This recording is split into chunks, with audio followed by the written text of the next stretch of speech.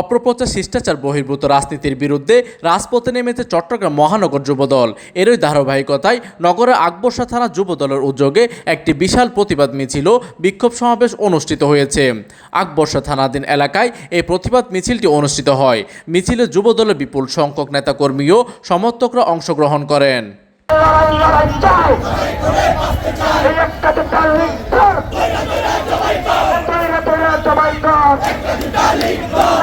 মিছিল পরবর্তী সংক্ষিপ্ত বিক্ষোভ সমাবেশে বক্তারা অপপ্রচারের বিরুদ্ধে নিন্দা জানান এবং শিষ্টাচার বজায় রেখে রাজনীতি করার আহ্বান জানান।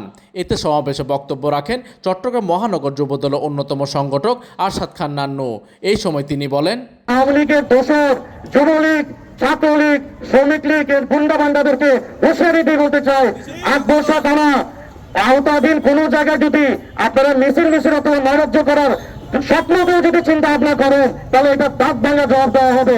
উক্ত মিছিল পরবর্তী সমাবেশে আকবরশাহ থানার যুবদল নেতা মাহফুজুল আলম দীপনের সঞ্চালনায় এতে আরও উপস্থিত ছিলেন আকবরশাহ থানার যুবদল নেতা মোহাম্মদ তাজউদ্দিন লিটন, মোহাম্মদ জাকির হোসেন এবং মোহাম্মদ সুমন। নিষিদ্ধ আওয়ামী লীগের গুন্ডারা এই দেশে নৈরাজ্য এবং বিশৃঙ্খলা সৃষ্টি করার চেষ্টা করছে। বাংলাদেশ জাতীয়বাদী যুবদল এবং আকবরশাহ থানার যুবদল তার বাংলা জবাব দিবে। নিষেধাজ্ঞা মিছিল করে এইটা হতে দেওয়া যাবে না। চট্টগ্রাম যুবদল যতক্ষণ সজাগ থাকবে, ইকবাল ভাইয়ের নেতৃত্বে আমরা সবাই ঐক্যবদ্ধ।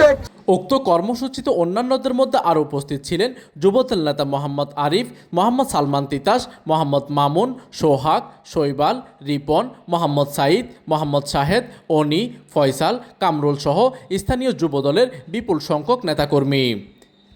রাজপথের আন্দোলনের মাধ্যমে যে কোনো অপশক্তির অপপ্রচার রুখে দেওয়ার প্রত্যয় ব্যক্ত করে শেষ হয় যুবদলের এই প্রতিবাদী কর্মসূচি।